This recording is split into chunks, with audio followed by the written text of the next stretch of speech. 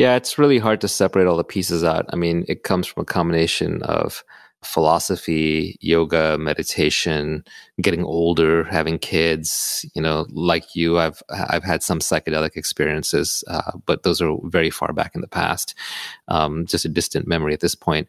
But I would say the number one thing that has been very, very important for me is meditation. And it's a stupid thing to say because it's so trite. Everybody just says it now. But when I say meditation, I don't mean sitting there and watching your breath or chanting a mantra. I mean self-examination. And meditation is a great way to do that. It's self-therapy. It's sitting there with your thoughts.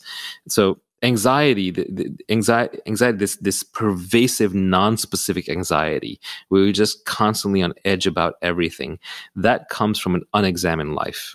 You know, I think was it Socrates said, like, an unexamined life is not worth living. I forget who said that quote. Something like that. Yeah, but it's Aristotle, Socrates, one of those. Yeah, one of those smart philosopher types. But it's correct. It's your unexamined life that is causing the problems. And you can examine it in multiple ways. You can examine it through, you can have some crazy mushroom trip where it all comes out one night. You could do a lot of meditation, sitting there with yourself and letting your mind run crazy, and then seeing what's actually in your mind that your mind wants to tell you and have you listen to and have you resolve that is unresolved. It could be through therapy. It could be through reading lots of philosophy and reflection and long walks. So there's many, many ways to tackle it, but it's that spending that time with yourself to examine, why are you having these thoughts? Think about it this way. We spend so much time in our relationships with our wives, our relationship with our colleagues, our relationship with our business partners, our relationship with our friends.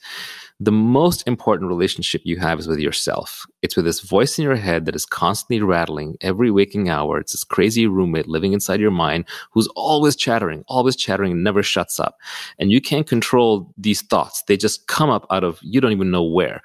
Those quality of your thoughts, those conversations you're having in your head all the time, that is your world. That is the world you live in. That's the worldview you have. That's the lenses you see through.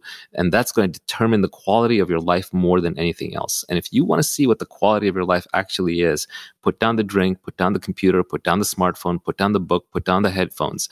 Just sit by yourself doing nothing. And then you will know what the quality of your life actually is, because that's what you're always running away from. That's why people, when they try to meditate, they sit down like, I hate it. I can't sit still. Why?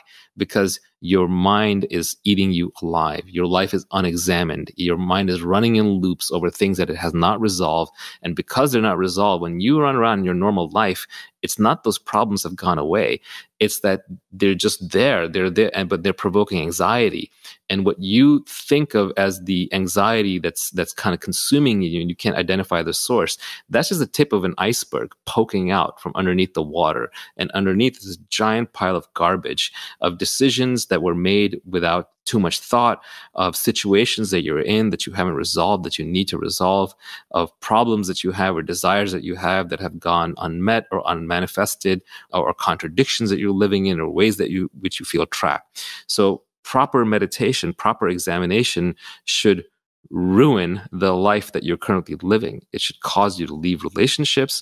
It should cause you to reestablish boundaries with family members and with colleagues. It should cause you to quit your job. It should cause you to change your eating patterns. It should cause you to spend more time with yourself. It should cause you to change what books you read. It should cause you to change who your friends are. If it doesn't do that, it's not real examination. If it doesn't come attached with destruction of your current life, then you can't create the new life in which you will not have the anxiety.